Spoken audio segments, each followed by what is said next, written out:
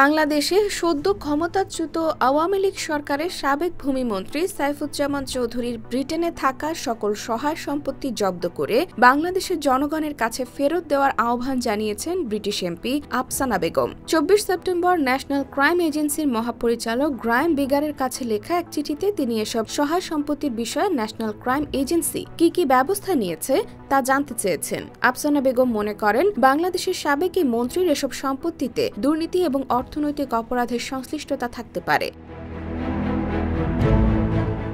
ওই চিঠিতে তিনি আরও বলেছেন, সম্প্রতি বাংলাদেশের ছাত্র নেতৃত্বাধীন গণ অভ্যুত্থানে নিরাপত্তা রক্ষাকারী বাহিনীর দমনপীড়নে কয়েকশত মানুষ নিহত হন। এরপর সাবেক প্রধানমন্ত্রী শেখ হাসিনা বাংলাদেশ থেকে পালিয়ে যান। নতুন সরকার গঠিত হওয়ার পর ব্যাপক এসব দুর্নীতির তদন্ত শুরু করেছে সংশ্লিষ্ট কর্তৃপক্ষ। চিঠিতে আফসানা বেগম বলেছেন, আমি বিশ্বাস করি সাইফুজ্জামান চৌধুরী, যিনি বাংলাদেশের সাবেক ভূমিমন্ত্রী, ইতিমধ্যেই তিনি কর সংক্রান্ত বিষয়ে তদন্তের অধীনে রয়েছেন। বাংলাদেশের দুর্নীতি দমন কমিশন অর্থ আত্মসাতের অভিযোগের বিষয় তদন্ত করছে এবং দাবি করছে যে সাইফুজ্জামান চৌধুরী যুক্তরাজ্যে মিলিয়ন ডলার পাচার করেছেন।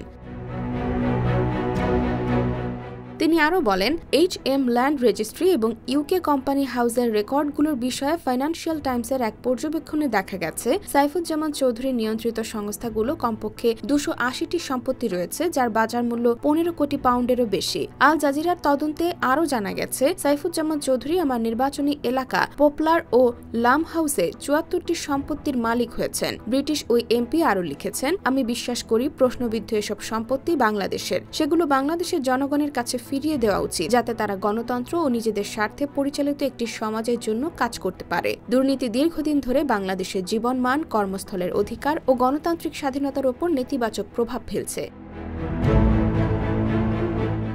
এনসিএ মহাপরিচালকের উদ্দেশ্যে তিনি বলেন, যেহেতু বাংলাদেশের দুর্নীতি দমন কমিশন অন্যায়ভাবে অর্জিত তহবিল পুনরুদ্ধারে আন্তর্জাতিক সহযোগিতা চাইছে, আমি অত্যন্ত কৃতজ্ঞ থাকব যদি আপনি স্পষ্ট করেন সাইফুজ্জামান চৌধুরী এবং এই দুর্নীতি তদন্তে অভিযুক্ত অন্যান্য ব্যক্তিদের যুক্তরাজ্য ভিত্তিক সব সম্পদ তদন্ত ও জব্দ করার জন্য কি পদক্ষেপ নেওয়া হয়েছে। আপনারা নিশ্চয়ই একমত হবেন যে এই তহবিল জব্দ ও প্রত্যর্পণ করা শুধু ন্যায় বিচারের জন্যই নয়, বাংলাদেশের জনগণের অধিকারের ভবিষ্যতের জন্য অত্যন্ত গুরুত্বপূর্ণ।